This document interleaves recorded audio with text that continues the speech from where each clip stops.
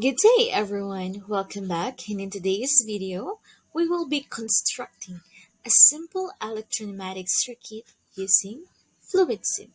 Let's go.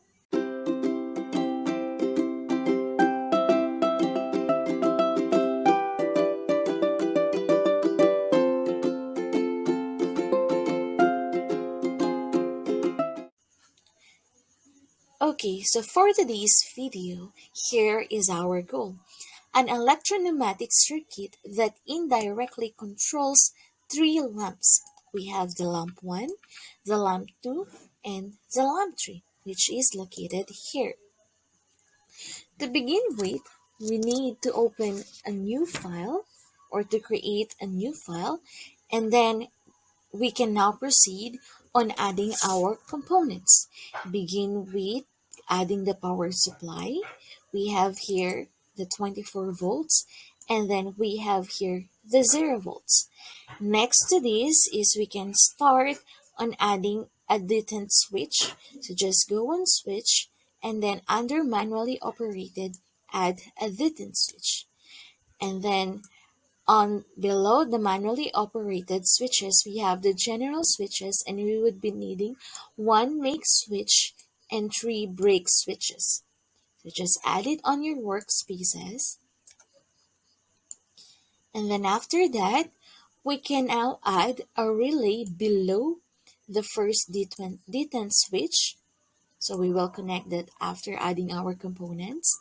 And then below our make switch, we need to add an indicator. So just go on the measuring instruments and sensors and add an indicator light, and this will act as our lamp 1. Then add here a lamp or an indicator light, another one below the first brake switch, and on the second brake switch, add a relay. Add another relay.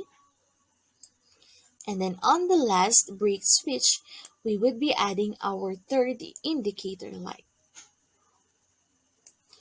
Okay, so now we are ready to add or to make our necessary connections. Just click on the nodes and then connect them. Make sure it turns green, or the line turns green when you connect the wires. So that would indicate that you have connected them correctly. So if in case you find it quite confusing, you can just delete the wire and then add it again. Okay, so we are now able to connect our switches to the 24 volts. Now we will be connecting the other end of our switches to our components, to our relays, to the lamps, and then after this, we will be connecting the other end of our components, the relay and indicator light components, to our 0 volts or to our ground. Okay, let's just do this.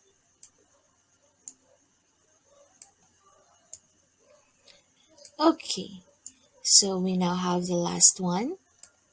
So we were now able to make our necessary connections, and before proceeding on simulating this circuit, let's just label them correctly. For this detent switch, let's label it as S1. For the make switch, let's label it as K1, which would be the same for our first and second brake switches. Let's just label them as K1. And then the last one would be the K2. K stands for our relay, which would be here. So this is our first relay. And then here, let's just make it the lamp 1. And let me just drag the name here. Then here is our lamp 2. Let's drag it again. This is our second relay. Let's label it as K2. And then last, we have the lamp 3. So there we have it. An electropneumatic circuit that indirectly controls three lamps, the lamp 1, lamp 2, and lamp 3, and we are using two relays labeled as K1 and K2. Let's try to simulate this. So when we click on the play button and press the detent switch, as you can see, we were able to turn on lamp 1 and lamp 3, and not pressing or removing the connection or pressing again the push button would lead us to control lamp 2 and K2. So here we have it, an electropneumatic circuit that controls three or that indirectly controls three lamps using relays. Thank you for watching.